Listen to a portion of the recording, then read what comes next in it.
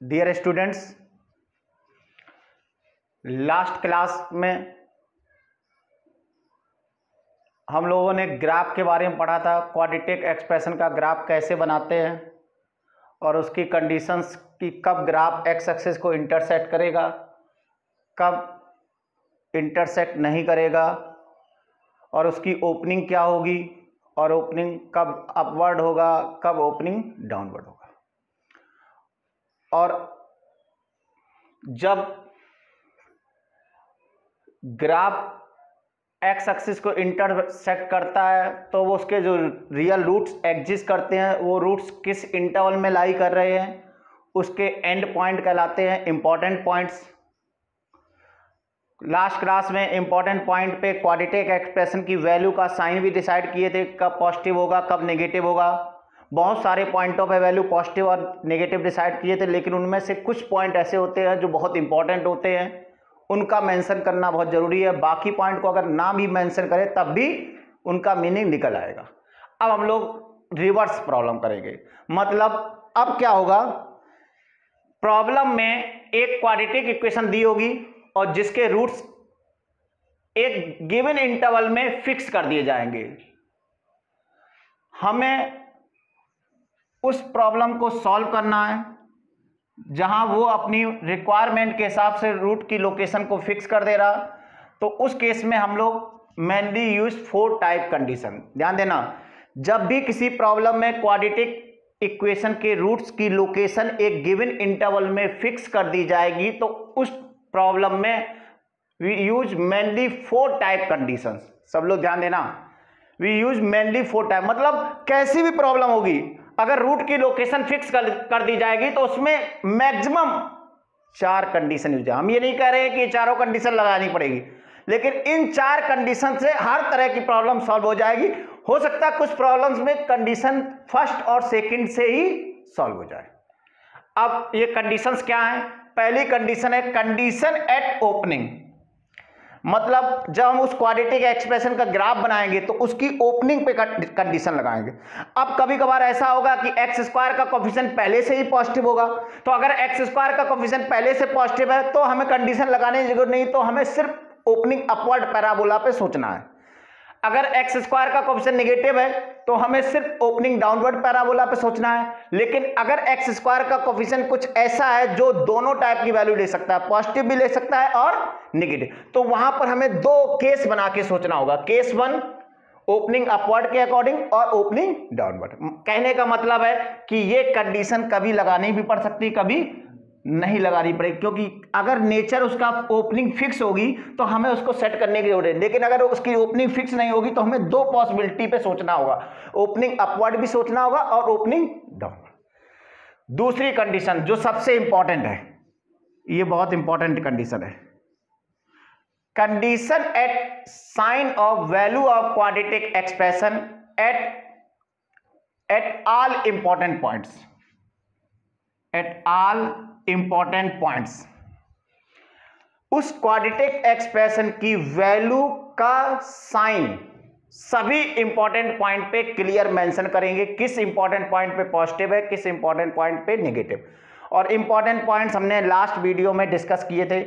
Important points वो होते हैं जिस इंटरवल में रूट्स बाउंड होते हैं उस इंटरवल के एंड पॉइंट इंपॉर्टेंट। जैसे वो कोई कहे कि एक रूट 1 से 2 में लाई कर रहा, एक रूट 3 से 4 के बीच में लाई कर रहा, तो अगर एक रूट 1 से 2 में लाई कर रहा, एक रूट 3 से 4 के बीच में लाई कर, तो 1 2 3 4 उस प्रॉब्लम में क्या हो जाएंगे? Important point. थर्ड नंबर पे आते हैं कंडीशन एट डिस्क्रिमिनेंट। ध्यान देना, डिस्क्रिमिनेंट से क्या डिसाइड होता है, ग्राफ कब कट करेगा कब नहीं। थर्ड नंबर पे आएगी उसके डिस्क्रिमिनेंट पे कंडीशन। अगर हमें रियल रूट चाहिए तो कट कराना होगा, डी पॉजिटिव होना चाहिए। अगर रियल रूट नहीं चाहिए तो D less than. Fourth number condition at x coordinate of vertex of parabola y equal to ax square plus bx plus c। सभी लोगों को पता होना चाहिए इस पैराबोला का वर्टेक्स होता है -b/2a, -d/4a। ये कैसे निकलता है यार? पैराबोला का अगर वर्टेक्स पता लगाना तो वर्टेक्स वाला ये पॉइंट होता है वर्टेक्स, तो ये वो पॉइंट होगा जहां पर टेंजेंट कैसी होगी, हॉरिजॉन्टल। तो अगर हम इसको y माने और ये dy by d x zero कर दें तो यहां से x पता चल जाएगा, x आ जाएगा माइनस बी बाई टू ए। तो ये x कोऑर्डिनेट हो गया इसका, और इस x को y equal to a x square plus b x plus c में पुट कर दें तो वहां से y निकल आएगा, तो y निकल के आएगा माइनस डी बाई फोर ए। ये इसका क्या हो जाएगा, y। तो किसी पैराबोला का वर्टेक्स पता लगाना हो तो वर्टेक्स वो पॉइंट होगा जिस पे टेंजेंट हॉरिजॉन्टल, मतलब d y by d x zero होगा। तो हम इस पैराबोला का d y by d x zero कर दें तो वहां से x पता चल जाएगा, और x की वैल्यू इस क्वाड्रेटिक एक्सप्रेशन में पुट कर दें तो इसका y पता चल जाएगा। तो किसी भी पैराबोला का वर्टेक्स निकालना बहुत आसान है, लेकिन हम लोग ये फार्मूला भी याद कर लेते हैं। वर्टेक्स क्या होगा, minus b by two a comma minus D y. हमें सिर्फ x कोऑर्डिनेट पे कंडीशन लगानी होगी, y कोऑर्डिनेट पे कोई कंडीशन नहीं। क्यों हमने बोला y कोऑर्डिनेट पे कोई कंडीशन, देखो यार शुरुआत में देखो a पे पहले से कंडीशन लग चुकी है, थर्ड नंबर पे डिस्क्रिमिनेंट पे कंडीशन लग चुकी है। तो बताओ अगर डिस्क्रिमिनेंट और a पे कंडीशन लग गई तो माइनस डी बाई फोर ए पे कंडीशन ऑलरेडी लग चुकी है। तो ये y कोऑर्डिनेट पे कंडीशन अप्लाई हो चुकी है। x कोऑर्डिनेट पे देखो अभी कंडीशन नहीं अप्लाई हुई, यहां a पे कंडीशन लग गई है लेकिन b पे नहीं लगी है। तो b एक तरह से x कोऑर्डिनेट और वर्टेक्स पे कंडीशन लगाने का मतलब है एक तरह से b पे भी कंडीशन मेंशन। अब जब भी रूट की लोकेशन फिक्स कर दी जाएगी तो उसमें क्वाड्रेटिक इक्वेशन में तीन ही अननोन होंगे, a b c। तो a b c पे ही कंडीशन लगानी है, a पे पहले लग चुकी है और x कोऑर्डिनेट पे जब कंडीशन लगाएंगे तो b पे लग जाएगी। ठीक है, आगे नोट करके देखो, नोट करके लिखा हुआ है, ये बहुत इंपॉर्टेंट चीज लिखी है, इसको ध्यान से देखना। कुछ प्रॉब्लम्स ऐसी होंगी जिसमें कंडीशन थर्ड और फोर्थ लगाने की जरूरत नहीं है। कुछ प्रॉब्लम ऐसी होंगी जिसमें थर्ड और फोर्थ लगाने की जरूरत है। ये कब, जब एक भी इंपॉर्टेंट पॉइंट कहां दिख जाए, रूट के बीच में। अगर तुमको ऐसा दिख रहा है कि रूट्स इंपॉर्टेंट, कम से कम एक इंपॉर्टेंट पॉइंट रूट्स के बीच में आ गया, चाहे वो ओपनिंग अपवर्ड पैराबोला हो या ओपनिंग डाउनवर्ड, तो तुम आंख बंद करके थर्ड और फोर्थ लगाने की जरूरत नहीं है, बिना लगाए काम हो जाएगा। ध्यान देना, अगर ऐसी सिचुएशन आती है जिसमें कम से कम एक इंपॉर्टेंट पॉइंट रूट्स के बीच में आ जा रहा, तो उस समय थर्ड और फोर्थ कंडीशन लगाने की जरूरत नहीं। यार जितनी ज्यादा कंडीशन लगाओगे बाद में उनको सॉल्व भी करना होगा, सॉल्व करने में समय बर्बाद होगा। वैसे तो तुम चारों लगा दो हर प्रॉब्लम में, तो 4 बार सॉल्व करना होगा, सबका क्या करना होगा, इंटरसेक्शन। तो 4 बार सॉल्व करने में समय बर्बाद होगा, तो जितना कम से कम कंडीशन लगने से काम चल जाए हम उतना लगाएं। तो मैंने बताया कि थर्ड और फोर्थ कंडीशन उस समय लगाने की जरूरत नहीं है जब कम से कम एक इंपॉर्टेंट पॉइंट रूट्स के बीच में आ जाए। आगे बढ़ते हैं, क्वेश्चन देखो सब लोग।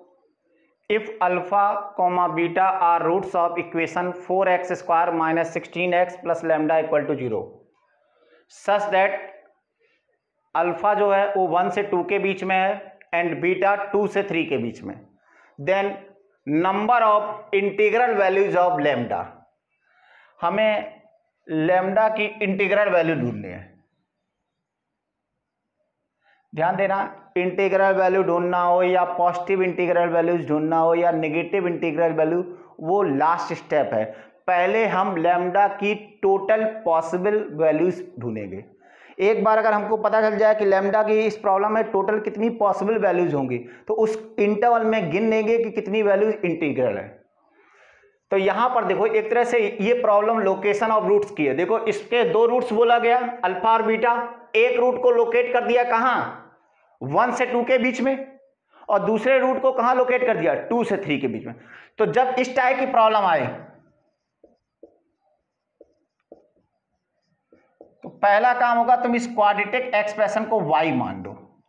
तो एक तरह से तुम्हारा y हो गया 4x square minus 16x plus lambda equal to 0।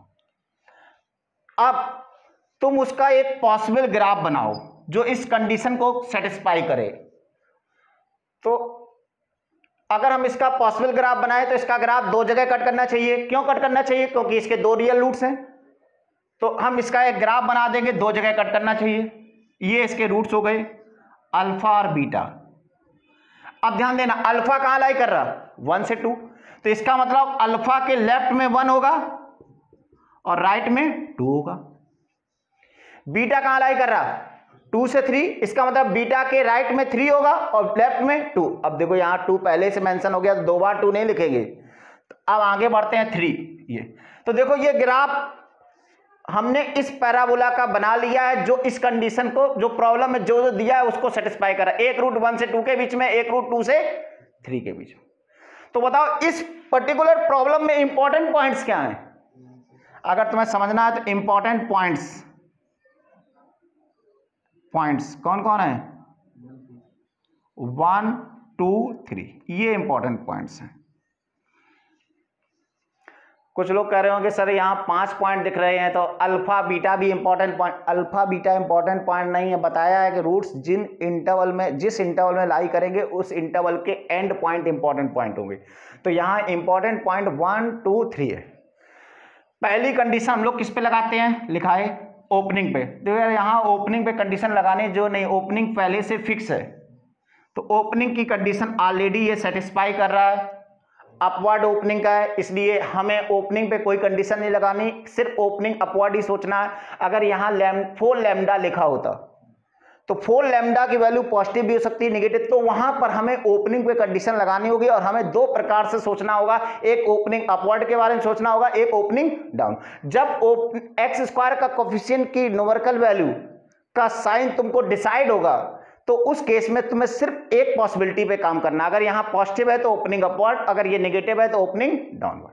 अब सेकेंड नंबर क्या लिखा है, सेकेंड, इस क्वाड्रेटिक एक्सप्रेशन की वैल्यू का sign at all important points. इसका मतलब ध्यान देना, तो इंपॉर्टेंट पॉइंट क्या है, 1, तो इस क्वाड्रेटिक एक्सप्रेशन की 1 पे वैल्यू और इस क्वाड्रेटिक एक्सप्रेशन की 2 पे वैल्यू और इस क्वाड्रेटिक एक्सप्रेशन की 3 पे वैल्यू, इन तीनों वैल्यू पे साइन। तो बताओ यहां से पूरा ग्राफ देखो सही से, ओपनिंग अपवर्ड पैराबोला का ये पूरा नेगेटिव जोन है। ये कौन सा जोन है, नेगेटिव जोन है, मतलब इस रीजन में जितने भी नंबर्स लाई करें उन पे क्वाड्रेटिक एक्सप्रेशन की वैल्यू नेगेटिव होगी। तो मतलब 2 एक नेगेटिव जोन पे है तो 2 पे वैल्यू कैसी होगी, नेगेटिव। तो यहां सीधे कर सकते हैं 2 पे वैल्यू नेगेटिव। 3 और 1 कहां है, पॉजिटिव जोन में। क्या करना है, सेकेंड कंडीशन हम बताया था, जितने भी इंपॉर्टेंट पॉइंट है हर इंपॉर्टेंट पॉइंट पे तुम्हें क्वाड्रेटिक एक्सप्रेशन की वैल्यू का साइन बताना होगा क्लियर, किस पे पॉजिटिव है किस पे नहीं। तो बताओ यहां 1 पे कैसा है, 1 इस रूट के बाहर वाला जोन है तो 1 पे तो वैल्यू पॉजिटिव होगी, 3 पे वैल्यू कैसी होगी, पॉजिटिव। तो 1 पे भी पॉजिटिव हो गया और 3 पे भी पॉजिटिव। अब हमने ये 3 कंडीशन लगा दी, 3 इंपॉर्टेंट पॉइंट, तीनों इंपॉर्टेंट पॉइंट पे कंडीशन लगा दी। अब आगे थर्ड और फोर्थ पे आते हैं। अगर तुम नोट किया हुआ ही सही से ध्यान दो तो उसमें लिखाए थे कि अगर एक भी इंपॉर्टेंट पॉइंट रूट्स के बीच में आ गया तो उस समय थर्ड और फोर्थ कंडीशन लगाने की जरूरत नहीं है।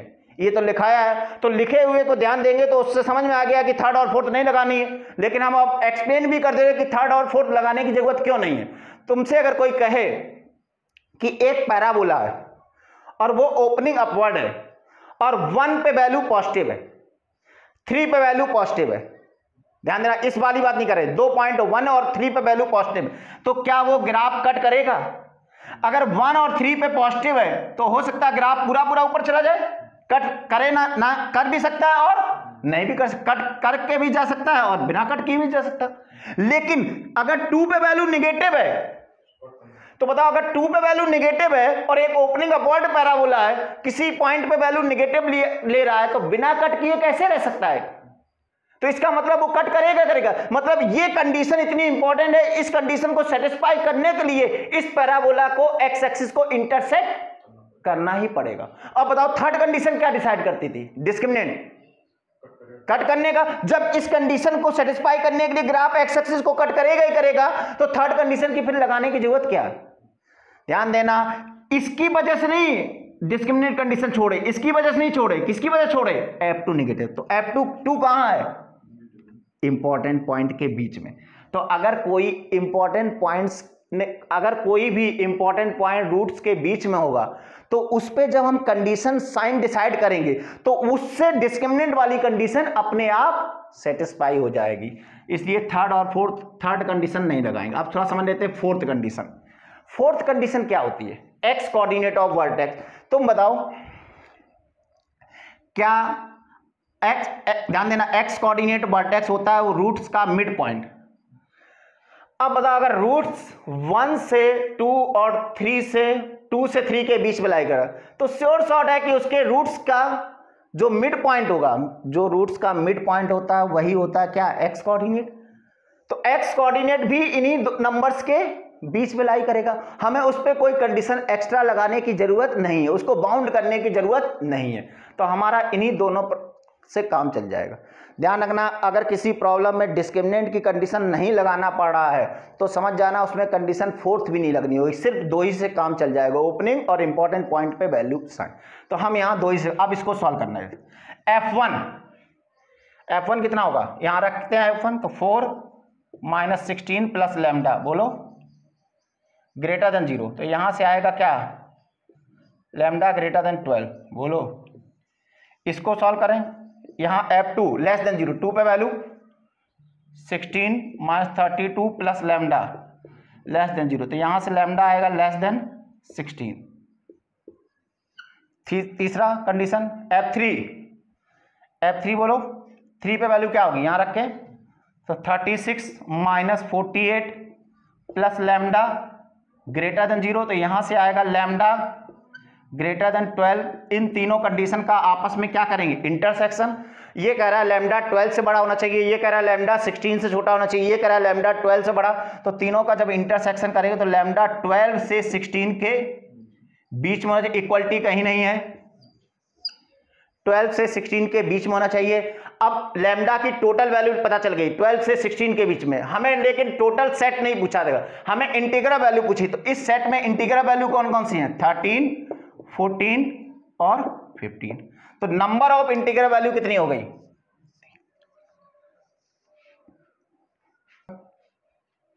Find all possible values of a for which one root of equation x² plus ax plus a² plus 6a equal to 0 are less than 1 and other root greater than 2। जब भी किसी equation के roots के बारे में बात करेगा तो पहला काम होगा उस इक्वेशन को हम y मान देते हैं, एक्सप्रेशन को y मान देंगे। तो ये x² plus ax plus a² plus 6a, और इसका पॉसिबल ग्राफ बनाएगा। देखो उसका हमें दो रूट चाहिए, एक रूट 1 से छोटा, एक रूट 2 से बड़ा। इसका मतलब उसका ग्राफ दो जगह कट करना चाहिए। अब यहाँ पर ये पहले से x² का कोफिशिएंट पॉजिटिव है, तो अगर x² का कोफिशिएंट पॉजिटिव है तो ये ओपनिंग अपवर्ड पैराबोला होगा। अब ओपनिंग अपवर्ड पैराबोला में हमने बताया 3 ग्राफ थे, या तो बिना कट किए जाए, या टच किए जाए, या इंटरसेक्ट किए जाए। अब इंटरसेक्ट करने वाला ही ग्राफ यहाँ पॉसिबल होगा क्योंकि इसके दो रियल रूट्स पॉसिबल, तो ये ग्राफ बनेगा, दो जगह ये कट करेगा। अब हमें उन नंबर्स को सेट करना है जिससे जो प्रॉब्लम में कह रहा है वो कंडीशन सेटिस्फाई। एक रूट है इसका अल्फा, ये अल्फा मान, ये बीटा।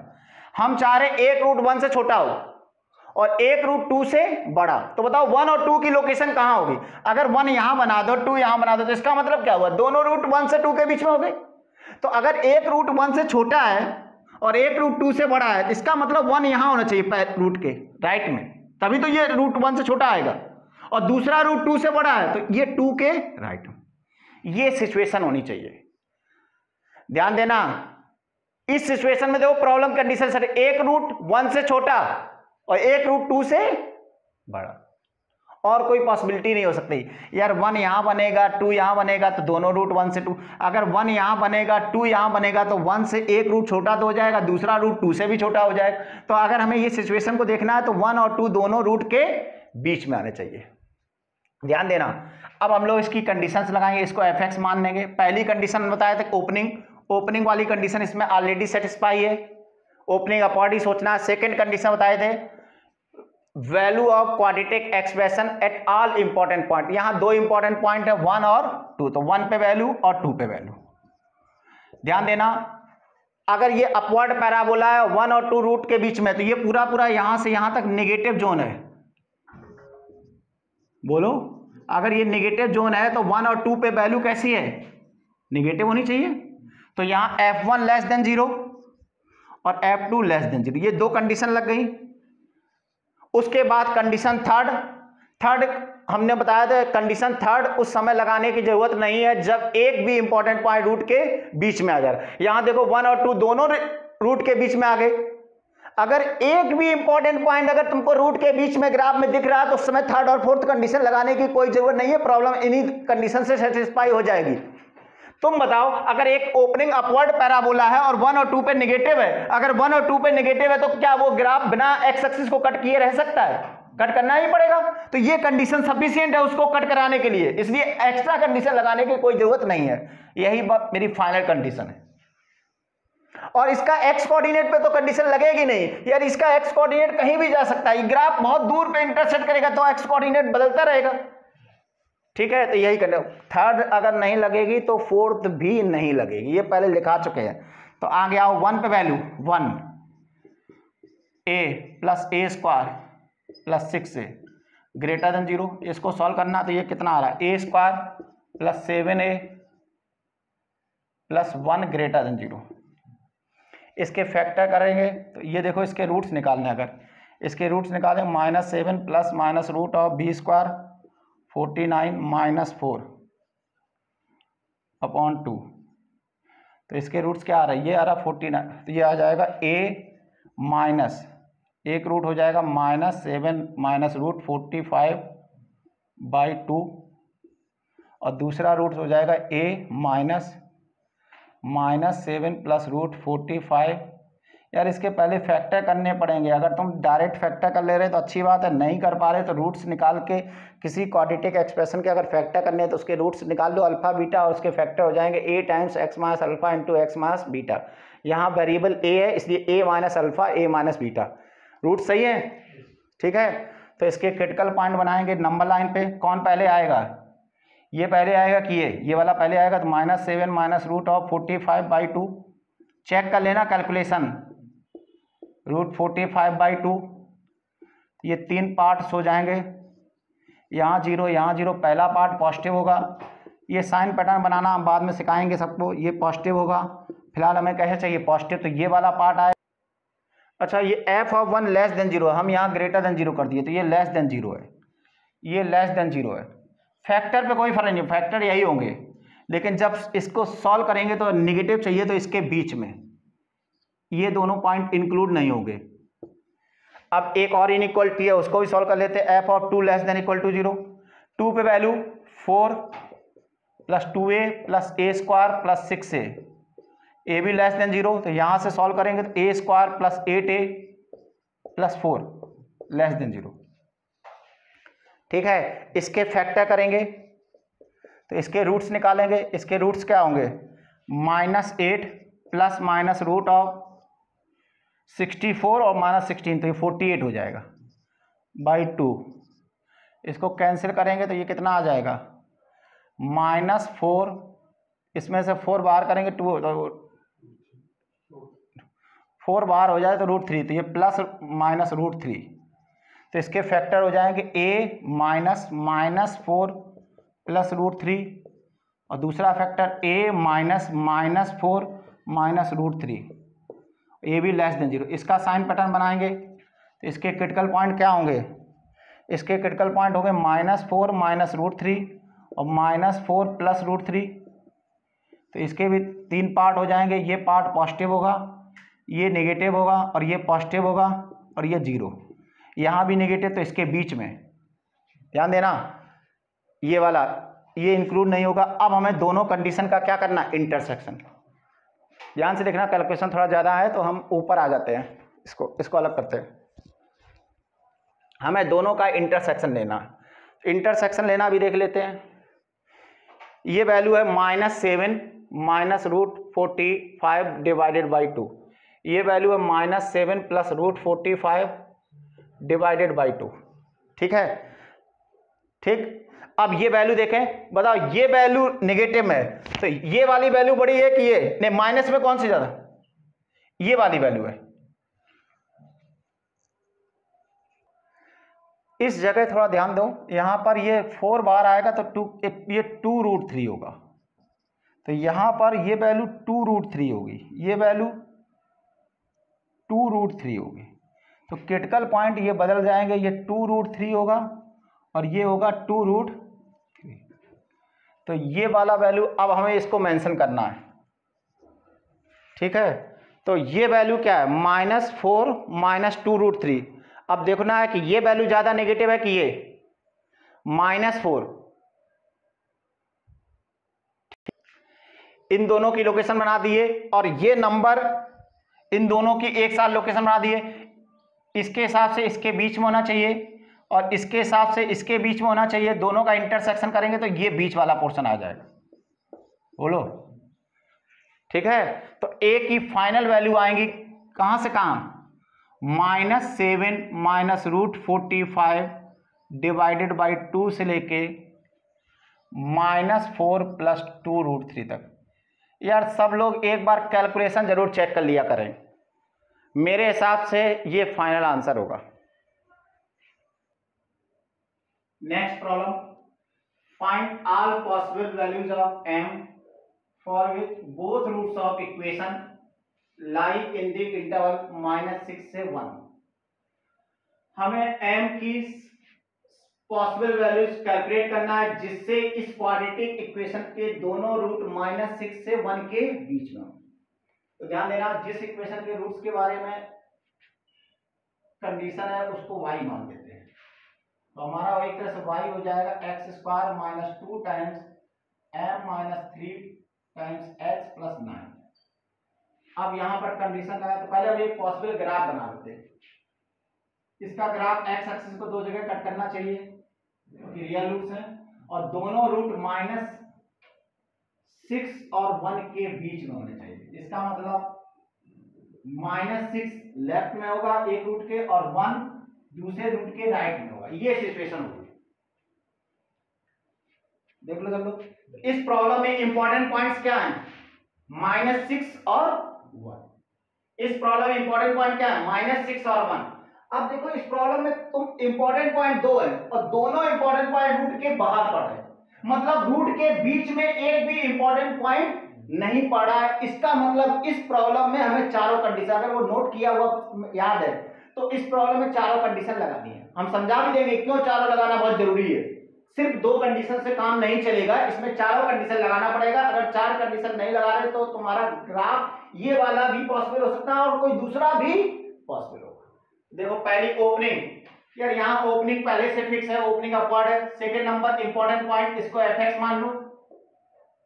इंपॉर्टेंट पॉइंट कौन कौन है, -6। बताओ -6 कहां लाई कर रहा, रूट के बाहर लाई कर रहा। इसका मतलब इस पे वैल्यू पॉजिटिव होगी, 1 पे वैल्यू भी पॉजिटिव। तो -6 पे वैल्यू पॉजिटिव और 1 पे पॉजिटिव। अगर रूट्स के बीच में कोई पॉइंट लाई करता है तो उस पे value opening upward parabola negative देता है और रूट के बाहर वाले सभी पॉइंटों पे वैल्यू पॉजिटिव। अब कुछ लोग सोच रहे होंगे कि इसके आगे अभी तक प्रॉब्लम में एक भी कंडीशन नहीं लगी तो इसमें क्यों लगा, इसमें इसलिए लगाएगी। तो बताओ इन 2 पॉइंटों पे क्वाड्रेटिक एक्सप्रेशन की वैल्यू पॉजिटिव है। अगर 2 पॉइंटों पे वैल्यू पॉजिटिव है तो क्या श्योर है कि opening upward parabola x axis को इंटरसेक्ट करेगा? नहीं यार, अगर कोई दो किसी पॉइंट पे ओपनिंग अपवर्ड पैराबोला अगर नेगेटिव होता तो श्योर होता कि वो एक्स एक्सिस को श्योर कट कर देगा। लेकिन अगर 2 पॉइंटों पे वैल्यू पॉजिटिव है तो देखो एक ग्राफ हम और बना दे रहे, -6 ये 1 ये, ऐसा ग्राफ बना दो। लो बोलो ये ग्राफ बनाओ, ये -6 पे पॉजिटिव है और 1 पे भी पॉजिटिव है। तो इस ग्राफ में मतलब ये 2 कंडीशन ये भी सेटिस्फाई कर रहा है और ये ग्राफ भी सेटिस्फाई कर रहा है, जबकि इसमें तो रियल रूट एग्जिस्ट नहीं कर रहे। एक और हम ग्राफ बना दे रहे, ध्यान देना, ऐसा हो जाए -6 ये 1 ये, ग्राफ यहां कट करे और -6 पे पॉजिटिव हो जाए 1 पे भी पॉजिटिव। देखो ये ग्राफ भी पॉसिबल है। एक और ग्राफ बना दे रहे हैं जिसमें -6 ये है 1 ये, यहां कट करे, देखो इस पे तभी वैल्यू क्या हो जाएगी, पॉजिटिव हो जाएगी। तो ये 4 ग्राफ है जिसमें -6 और 1 पे वैल्यू कैसी है, पॉजिटिव। तो अभी तक जितनी कंडीशन लगाई है उन कंडीशन को सिर्फ ये ग्राफ नहीं सेटिस्फाई कर रहा, ये चारों ग्राफ सेटिस्फाई कर रहे हैं। तो हमें कंडीशन और बढ़ानी पड़ेगी जिससे ये जो बाकी के ग्राफ हैं ये सेटिस्फाई उन कंडीशन को ना करें, सिर्फ यही करें।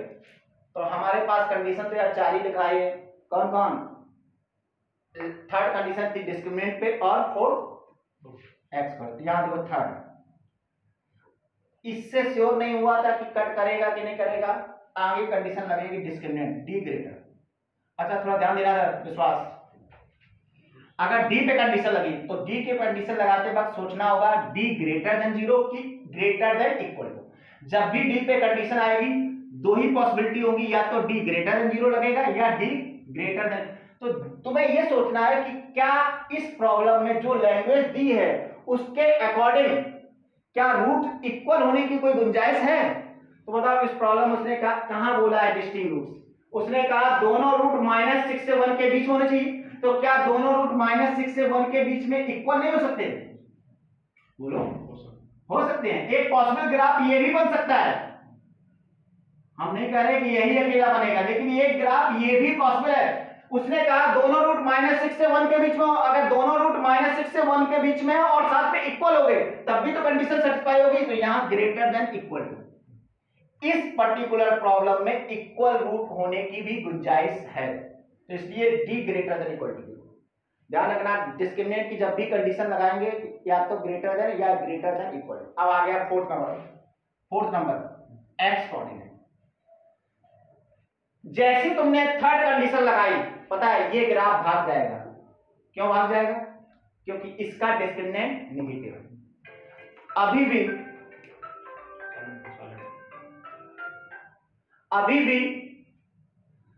भी ये दो ग्राफ हैं जो इस कंडीशन को भी सेटिस्फाई कर रहे हैं। ये ग्राफ नहीं कर रहा क्योंकि इसका भी डी पॉजिटिव है, इसका भी डी पॉजिटिव और इसका भी डी पॉजिटिव। तो अब होगा क्या, हमें कुछ और कंडीशन लगानी होगी जिससे ये दो ग्राफ भी यहां से भाग जाए। तो ध्यान देना, हमने लास्ट कंडीशन क्या बताई, एक्स कोऑर्डिनेट।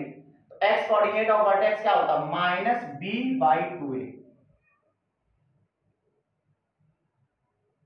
X coordinate.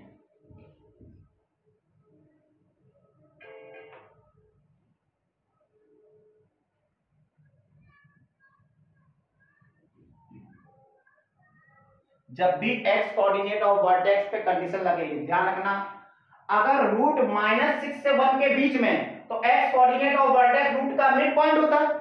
तो अगर रूट जिस इंटरवल में बाउंड हो गए एक्स कोऑर्डिनेट ऑफ वर्टेक्स भी उसी इंटरवल में बाउंड। तो जब भी एक्स कोऑर्डिनेट ऑफ वर्टेक्स पे कंडीशन लगाएंगे तो ध्यान रखना वही कंडीशन आएगी जिस इंटरवल में रूट्स बाउंड हो गए उसी इंटरवल में एक्स कोऑर्डिनेट ऑफ वर्टेक्स। तो जैसे हम कहेंगे कि एक्स कोऑर्डिनेट ऑफ वर्टेक्स -6 से 1 के बीच में होना चाहिए, -6 से किसके बीच में, 1 के बीच में। तो जैसे हम एक्स कोऑर्डिनेट ऑफ वर्टेक्स -6 से 1 के बीच में कराएंगे, देखो ये पहले से भाग गया था, इसका देखो इसके दोनों रूट -6 से छोटे हैं तो एक्स कोऑर्डिनेट ऑफ वर्टेक्स का रूट का मिड पॉइंट होता है तो वो भी तो -6 से छोटा हो जाएगा, तो ये भी भाग जाएगा। इस केस में देखो दोनों रूट 1 से बड़े हैं, अगर दोनों रूट 1 से बड़े हैं तो एक्स कोऑर्डिनेट ऑफ वर्टेक्स भी 1 से बड़ा होगा तो ये भी भाग जाएगा। मतलब ये तीन ग्राफ जो थे इन तीनों कंडीशन को ये तीनों ग्राफ सेटिस्फाई करें। जैसे ही फोर्थ कंडीशन लगाए ये दोनों ग्राफ बोले कि अब हम सेटिस्फाई नहीं कर पाएंगे क्योंकि इसका एक्स कोऑर्डिनेट ऑफ वर्टेक्स 1 से बड़ा होगा, क्योंकि इसके दोनों रूट 1 से बड़े हैं तो x coordinate of vertex root का मिड पॉइंट होता है।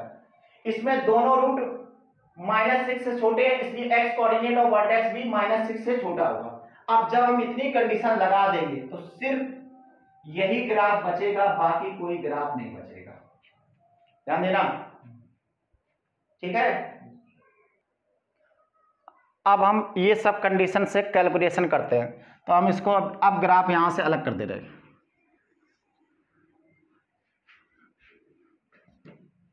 अच्छा थोड़ा ये ध्यान देखना कि इस प्रॉब्लम में यहाँ +2 था तब इसकी कैलकुलेशन थोड़ा आसान हो गया। अगर -2 लेके चलोगे तो कैलकुलेशन उतना आसान नहीं होगा, थोड़ा तो यहाँ +2 कर लो, अभी कुछ बिगड़ा नहीं, कंडीशन यही रहेंगी। तो अब सॉल्व करते हैं। पहला -6 पे वैल्यू यहाँ रखो, -6 पे ये 36 और ये -6 रखो, -12 m-3 और +9 ग्रेटर देन 0। बोलो ग्रेटर देन 0। तो इसको आगे बढ़ाएंगे तो क्या आ जाएगा, 36 में से ये 72 और प्लस ये 9 80 बनाएगा। बोलो 81 माइनस 12m ग्रेटर देन 0, तो यहाँ से m आएगा लेस देन 81 डिवाइडेड बाई 12, तो ये कितना आ रहा है, एक कैंसिल कर दे 3, तो ये आएगा m लेस देन 27/4।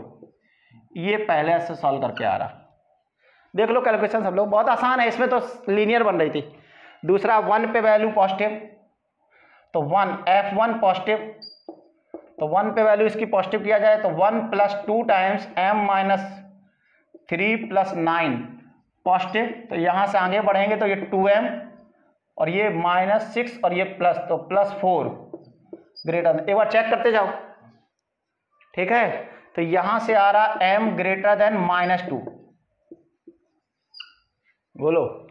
अब आते हैं कौन सी condition, d greater than equal to 0, तो d greater than equal to 0 करते हैं, तो d क्या होगा, b² b हो गया 2 टाइम्स m - 3 का होल स्क्वायर पूरे का, -4a 1 और c 9 greater than equal to 0, इसको आगे बढ़ाते हैं, तो देखो ये 4 4 कैंसिल हो जाएगा, तो ये हो जाएगा m - 3 का होल स्क्वायर और -9 ग्रेटर देन इक्वल टू 0। हमें इसके फैक्टर करने हैं, तो देखो ये a² + b² है, तो इसमें a + b करेंगे तो ये m × m - 6 हो जाएगा, करके देखो, अरे इसके फैक्टर कर लो, इसके फैक्टर a² माइनस b², तो a + b और a, तो ये कंडीशन यहाँ सॉल्व करते हैं तो इसके दो क्रिटिकल पॉइंट होंगे, एक 0 होगा एक 6 होगा,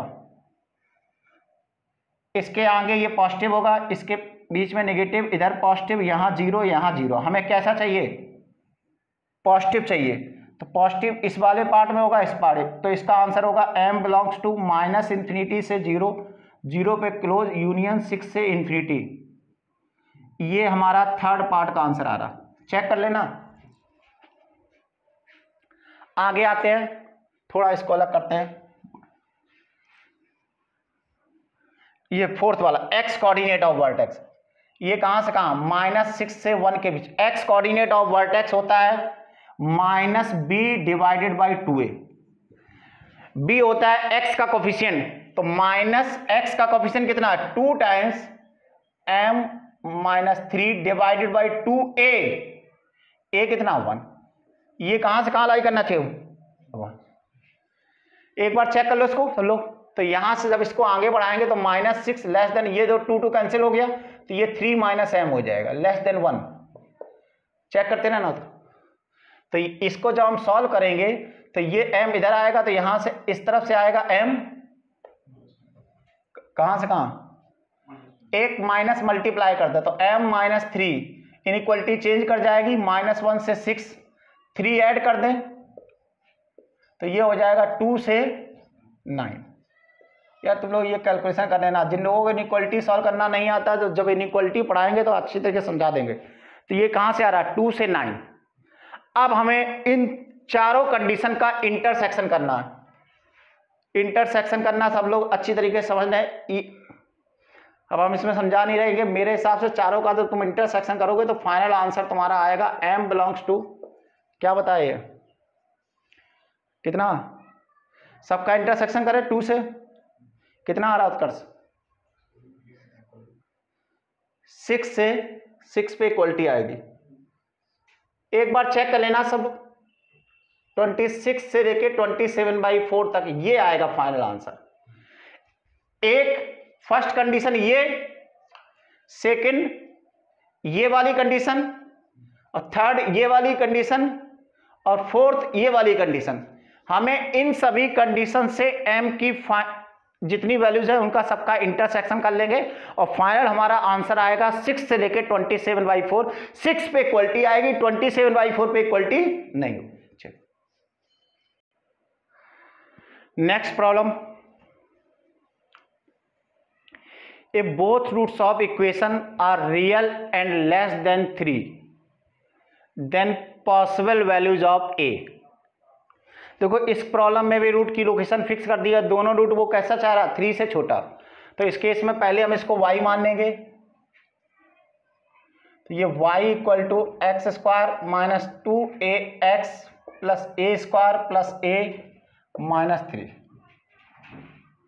ठीक है, इसका ग्राफ देखो यहाँ पर एक्स स्क्वायर का कोफिशिएंट पहले से ही पॉजिटिव है तो इसका ओपनिंग अपवर्ड ही ग्राफ बनेगा, और रियल रूट सही है तो इसका ग्राफ दो जगह एक्स एक्सिस को कट करना चाहिए।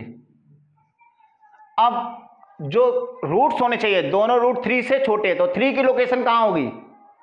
देखो 3 की लोकेशन 3 पॉसिबल है, या तो अल्फा के पहले हो, या अल्फा और बीटा के बीच में हो, या बीटा के राइट में हो, लेकिन दोनों रूट 3 से छोटे होने चाहिए। इसका मतलब अल्फा बीटा दोनों 3 से छोटे होने, तो 3 यहां होना चाहिए राइट में। तो इस पर्टिकुलर प्रॉब्लम में इंपॉर्टेंट पॉइंट क्या है? सिर्फ एक इंपॉर्टेंट पॉइंट है, और वो कौन सा है? 3। तो पहली कंडीशन किस पे लगाते हैं? ओपनिंग। ओपनिंग पे कंडीशन ऑलरेडी फिक्स है ओपनिंग। तो सेकेंड कंडीशन किस पे? इंपॉर्टेंट पॉइंट, इसको एफ मानेंगे। यहां इंपॉर्टेंट पॉइंट एक ही है, सिर्फ 3 है, तो 3 पे वैल्यू 3 कहां लाई कर रहा? देखो ये नेगेटिव जोन है रूट के बीच में, 3 बाहर लाई कर रहा, तो बाहर क्या है? पॉजिटिव। 3 पे वैल्यू कैसी होगी? अरे ये पैराबोला जाएगा, तो 3 पे वैल्यू कैसी होगी? पॉजिटिव। तो F of 3 positive, F of 3 positive. ठीक है, आगे अब हमको ये चेक करना क्या ये थर्ड और फोर्थ लगेगी कि नहीं लगेगी? बताओ लगेगी कि नहीं लगेगी? बताए थे, कुछ नहीं समझ में आया तो ये देखो कि रूट के बीच में भी एक भी इंपॉर्टेंट पॉइंट है? नहीं है, रूट के एक ही इंपॉर्टेंट पॉइंट है और वो भी रूट के बाहर है। अगर इंपॉर्टेंट कम से कम एक इंपॉर्टेंट पॉइंट रूट के बीच में आया, थर्ड और फोर्थ की लगानी जो फिलहाल लगेगी, तो लगाते हैं डी ग्रेटर देन 0 या ग्रेटर देन इक्वल टू 0। बताए थे कि डी या तो पॉजिटिव होगा या ग्रेटर। तो इसमें बताओ दोनों रूट वो कैसा चाह रहा? रियल चाह रहा और 3 से छोटा, तो क्या इक्वल होने की कोई गुंजाइश है? उत्कर्ष, इक्वल होने की गुंजाइश है? बिल्कुल है। लैंग्वेज जो हिसाब से वो बोल रहा वो चाह रहा दोनों रूट 3 से छोटे होने चाहिए, तो 3 में से छोटे इक्वल भी हो सकते हैं। तो यहां पर डी, ये ध्यान रखना सब लोग, डी पे जब कंडीशन लगेगी तो या तो ग्रेटर देन 0 लगेगा या ग्रेटर देन इक्वल टू 0। अगर इक्वलिटी की कहीं भी कोई गुंजाइश है तो फिर इक्वल टू 0 लगाएंगे। अगर रूट्स इक्वल होने की कोई गुंजाइश है तो D greater than equal to 0। अब फोर्थ, ये बताए थे अगर थर्ड लगेगी, अगर थर्ड कंडीशन लगेगी तो फोर्थ श्योर लगेगी, और फोर्थ कंडीशन वही होती है रूट्स जिस इंटरवल में लाई करते हैं उसी इंटरवल में एक्स कोऑर्डिनेट। देखो हम क्यों, अगर हम एक और ग्राफ बनाएं, ध्यान देना, ये अल्फा और ये बीटा कुछ ग्राफ बना रहे, देखो ये 3 यहां बना दो 3, तो बताओ ये कंडीशन F3 पे वैल्यू पॉजिटिव है कि नहीं है? D greater than equal to 0 है कि नहीं? बिल्कुल है। तो अभी तक जितनी कंडीशन है उसको ये ग्राफ भी सेटिस्फाई कर रहा, ये वाला भी कर रहा। एक और बना रहे, ध्यान देना, 3 पे वैल्यू पॉजिटिव, क्या वैल्यू पॉजिटिव, तो बस ये 2 ग्राफ बन रहे। अब हमें कुछ कंडीशंस और बढ़ानी है जिससे ये ग्राफ वो कंडीशन सेटिस्फाई ना करे। तो अगर हम एक्स कोऑर्डिनेट ऑफ वर्टेक्स पे लगाएं, एक्स कोऑर्डिनेट, हमने बताया था जब भी एक्स कोऑर्डिनेट ऑफ वर्टेक्स पे कंडीशन लगाएंगे तो वो उसी इंटरवल में बाउंड करेगा जिस इंटरवल में रूट्स बाउंड है। तो यहां रूट्स कहां है? दोनों रूट 3 से छोटे, तो एक्स कोऑर्डिनेट ऑफ वर्टेक्स भी 3 से छोटा होना चाहिए। अब ध्यान देना, जैसे ही तुम कहोगे x coordinate of vertex less than 3, तो देखो इसमें दोनों रूट 3 से छोटे हैं, तो एक्स कोऑर्डिनेट ऑफ वर्टेक्स क्या होता है? ये रूट्स के अबाउट पैराबोला सिमेट्रिकल होता है, तो वर्टेक्स का जो एक्स कोऑर्डिनेट होता है वो रूट का मिड पॉइंट होता है। तो अगर दोनों रूट छोटे हैं तो एक्स कोऑर्डिनेट भी 3 से छोटा होगा। इसमें देखो एक्स कोऑर्डिनेट और रूट 3 से बड़ा होगा। तो ये कंडीशन, फोर्थ कंडीशन को, ये ग्राफ जब तक फोर्थ नहीं थी तब तक इन सभी कंडीशन को ये ग्राफ भी सेटिस्फाई कर रहा था, ये भी कर रहा। जैसे फोर्थ कंडीशन लगाई ये ग्राफ, तो ये कंडीशन लगेगी। अब इनको सॉल्व करना है, तो सॉल्व करते हैं एक एक करके। पहला F3 ग्रेटर देन 0, 3 पे वैल्यू 9, तुम भी सॉल्व करते जाओ। 6a plus a square plus a minus 3 greater than 0, तो ये हो जाएगा a स्क्वायर माइनस 5a और ये प्लस 6 ग्रेटर देन 0, तो ये हो जाएगा तुम्हारा a माइनस 2 और a माइनस 3। चेक करते जाना, ये 2 से 3 क्रिटिकल पॉइंट, पहला प्लस होगा, दूसरा माइनस होगा, फिर प्लस होगा, यहाँ 0 यहाँ 0, ये प्लस आएगा ये माइनस है। तो यहाँ पर हमें क्या चाहिए? पॉजिटिव, तो ये वाला पार्ट आएगा, ये वाला पार्ट, तो इसका आंसर हो जाएगा a माइनस इन्फिनिटी से 2। अभी केवल इस पार्ट का आंसर लिख रहे हैं, और 3 से इन्फिनिटी। आगे बढ़ते हैं, अभी और सॉल्व करना, थोड़ा स्पेस खाली करते हैं। ठीक, यहां पे आते,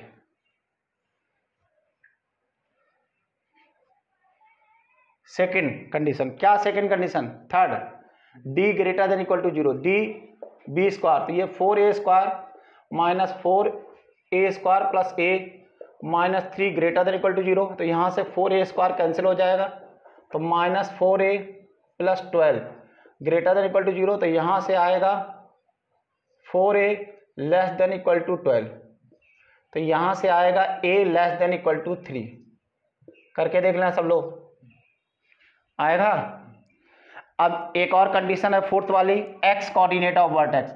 एक्स कोऑर्डिनेट ऑफ वर्टेक्स क्या होता है? माइनस बी बाई ए, तो माइनस बी मतलब एक्स का कोफिशिएंट, तो वो माइनस 2a है बाई 2a, ए मतलब एक्स स्क्वायर का कोफिशिएंट वो 1 है, लेस देन 3, तो देखो ये प्लस हो जाएगा और ये 2 कैंसिल, 2.1 नहीं, 2 इंटू 1, तो 2 कैंसिल हो जाए, तो a लेस देन 3, ये वाला पार्ट। अब हमें इन तीनों कंडीशन का इंटरेस्ट है। ये कह रहा है a माइनस इंफिनिटी से 2 और 3 से इंफिनिटी, ये कह रहा नहीं a less than equal to 3, ये कह रहा है a लेस देन 3, तो 3 पे इक्वलिटी तो नहीं आएगी, और इस कंडीशन में जो 3 को सेटिस्फाई करे, तो मेरे हिसाब से सबका जब इंटरसेक्शन करेंगे तो a आएगा माइनस इंफिनिटी से 2, ये फाइनल आंसर होगा।